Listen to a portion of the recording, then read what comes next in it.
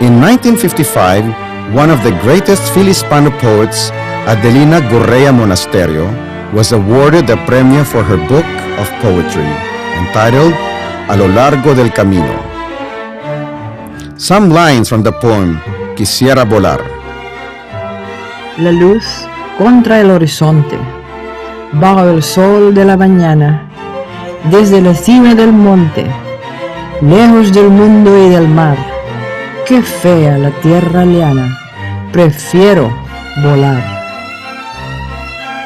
In 1963, the Philippines' foremost nationalist, Leon Maria Guerrero, was the awardee for the collection of essays El Sí y El No.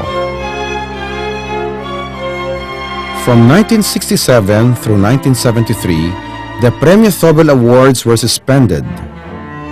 The statutes requiring the contest entries to be in prose or in verse had limited the participation of post-war writers who had not mastered the Spanish language. The descendants of Don Enrique decided to continue with some changes in the contest rules. Any Filipino who contributed to the preservation, defense, or promotion of Spanish in the Philippines could be considered. In 1974, Bienvenido de la Paz was awarded the prize for his role in preserving Filipino culture through his newspaper, La Voz de Manila. In 1975, the premio went to Guillermo Gomez Rivera, grandson of the first premio awardee, Guillermo Gomez Windham. At 39, Gomez Rivera became the youngest recipient of the award. And so, the prize winners from 1975 onwards are Filipinos distinguished in their own respective fields, yet united in the effort to preserve and promote Fil-Hispano culture. To receive this premio is something unexpected to me, and I would say that this didn't even occur in my dreams. And probably my short articles in the Crónica de Manila, a very short-lived supplement of the Manila Chronicle way back in the 90s, probably helped in pushing this through. I believe that the Premio Zobel continues to be significant today because the writings of the awardees are something we can keep, and treasure and be proud of. As I said, because they have formed part of our history and they contain values,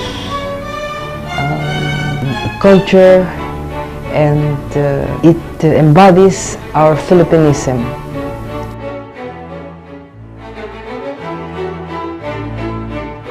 Indeed, Premio Zobel has been and continues to be an integral part of the struggle to uphold Fil-Hispano culture.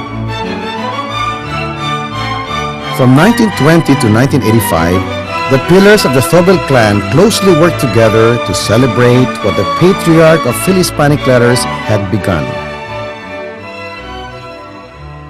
In 1985, however, some members of the family considered changing the original rules of the premio and gear it towards the propagation of the English language instead. Doña Gloria Zobel de Padilla, the zealous daughter of Don Enrique and a numerary member of the Academia Filipina de la Lengua Española, was adamant. She said, "No quiero tirar la toalla." With that, Doña Gloria assumed sole responsibility for the Premio Zobel. With the support of her husband, the militant Hispanist, Don Ricardo Padilla de Satrústegui, and their children, Doña Georgina Padilla y Zobel de Macrojon and Don Alejandro Padilla y Zobel. With Doña Gloria's passing in 1986, the stewardship of the Premio Zobel fell on the able hands of her heirs, Doña Georgina and Don Alejandro, who have since carried the torch with the same zeal and tenacity as their ancestors. Today, Premio Zobel lives on with the publication of 2 books, one in Spanish and the other in English, thus honoring the legacy of its founder, his heirs, and the awardees. I think that the Premio Zobel still has a future. I think that Spanish language has a future in this country because now, in this present age, with all the technical facilities, it's much easier to learn a language, and I think young people today are much more interested in our roots than they were before. And there is nothing more important than to be able to read your own heroes and ilustrados works in the original language, because we must remember that even the Declaration of Independence was written in Spanish.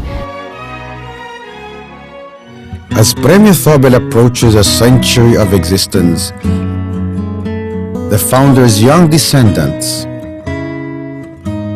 and many young Filipinos continue to honor their ancestors and our rich and splendid Phil-Hispanic heritage.